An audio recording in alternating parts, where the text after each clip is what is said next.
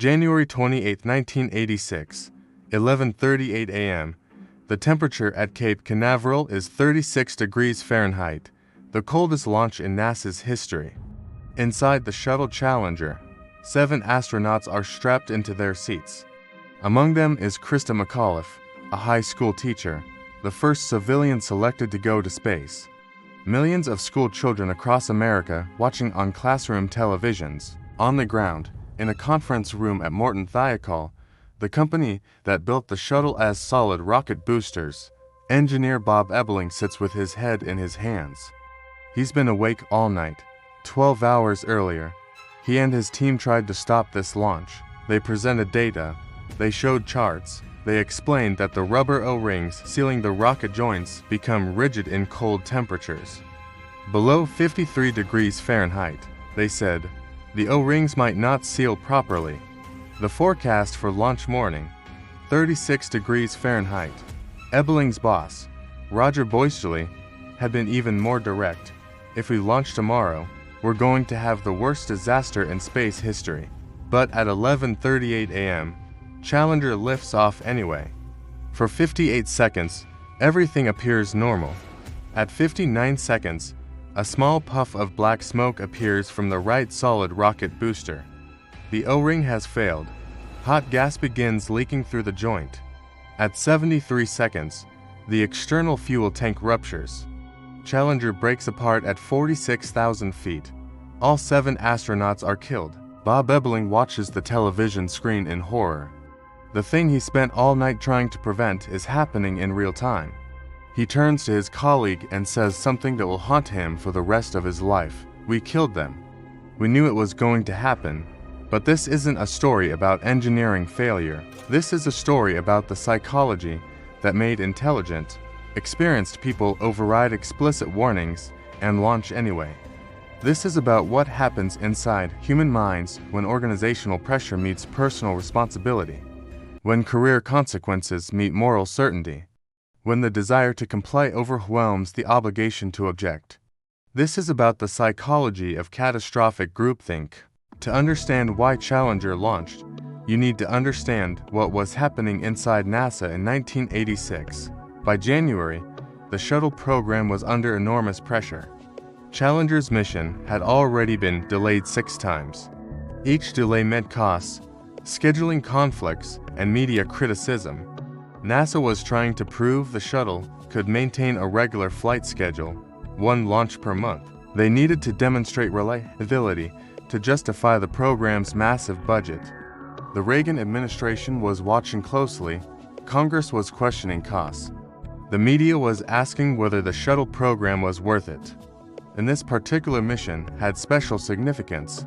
Krista McAuliffe, the teacher in space, her presence was a PR triumph. School children nationwide were tuned in. The president was planning to mention the mission in his State of the Union address that night. The pressure to launch wasn't just operational. It was political, organizational, cultural. Inside this pressure cooker, a particular psychological dynamic was taking shape. Normalization of deviance. In previous shuttle flights, engineers had noticed O-ring erosion, evidence that hot gas was occasionally bypassing the seals. Each time, the shuttle had returned safely. Each time, the erosion was noted, then rationalized. It eroded a bit, but it's still sealed. We have redundancy. A second O-ring. We've flown like this before and it was fine. This is how humans psychologically adapt to risk. We do and see each close call the warning. We see it as proof the system can tolerate the problem. Psychologists call this the normalization of deviance, the gradual process by which unacceptable practices become acceptable through repetition without catastrophic consequence. Every successful flight with O-ring erosion made the next flight with O-ring erosion feel safer, until it wasn't.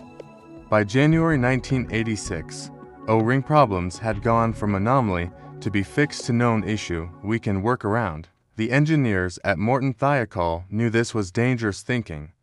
But knowing something intellectually and being able to stop organizational momentum are very different things. Because the night before the launch, when Ebeling and Boisterly tried to stop it, they ran into something more powerful than data, The Psychology of Institutional Authority. January 27, 1986, 8:45 p.m., a teleconference connects Morton Thiokol in Utah, NASA's Marshall Space Flight Center in Alabama, and Kennedy Space Center in Florida. Thiokol engineers present their case. O-rings lose resiliency below 53 degrees Fahrenheit. Tomorrow's forecast, 36 degrees Fahrenheit, 17 degrees below safe threshold. Recommendation: postpone launch.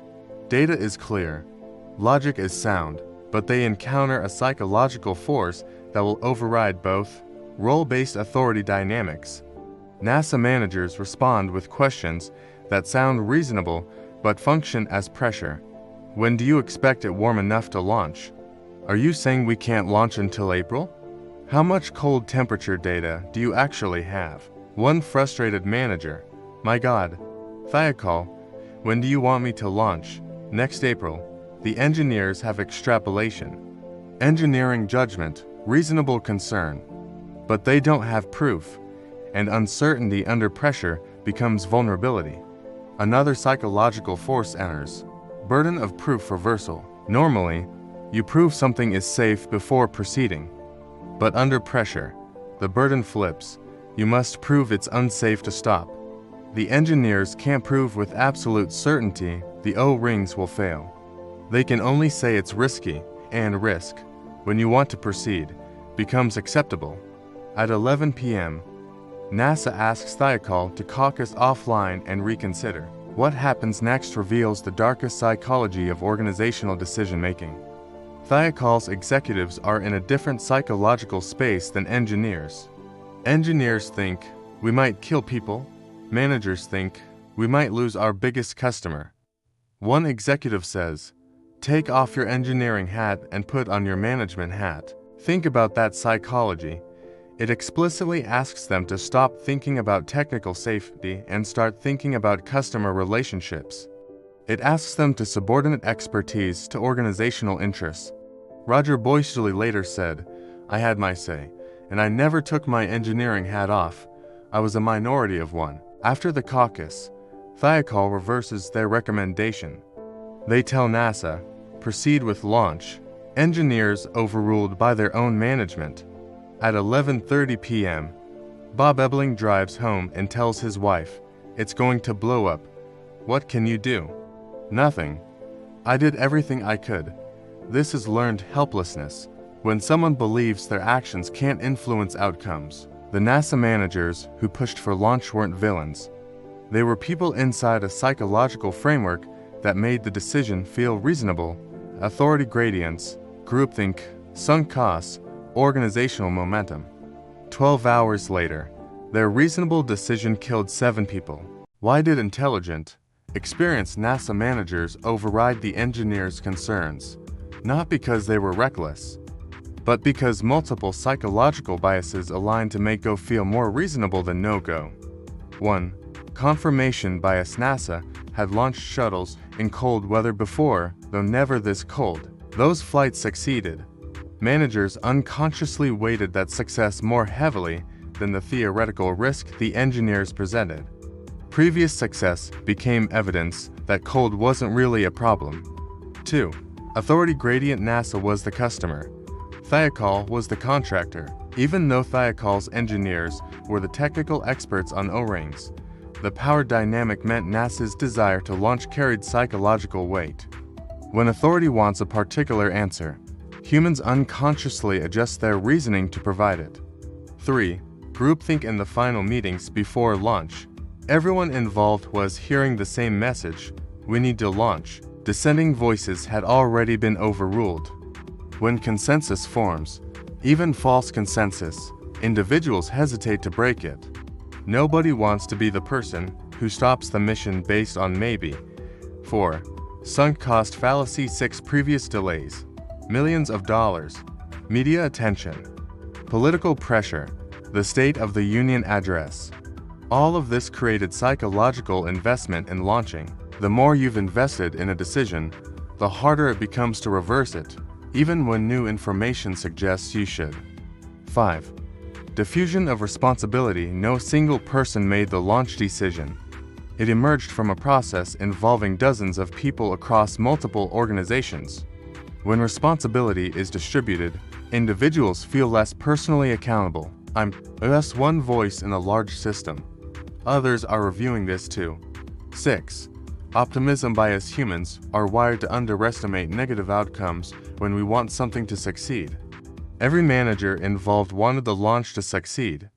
That desire unconsciously shaped their risk assessment. It'll probably be fine. We've been lucky before. 7. Commitment and consistency. NASA had publicly committed to launching. They'd announced it to the media. School children were watching. The president was waiting. Psychologically, backing down now would mean admitting the previous commitment was wrong, and humans resist that admission intensely. But perhaps the most insidious psychology at work was this. The engineers couldn't prove catastrophic failure. They could only raise concerns. And concern, in the face of organizational momentum, isn't enough. At 11:38 a.m., the decision to launch wasn't made by one person.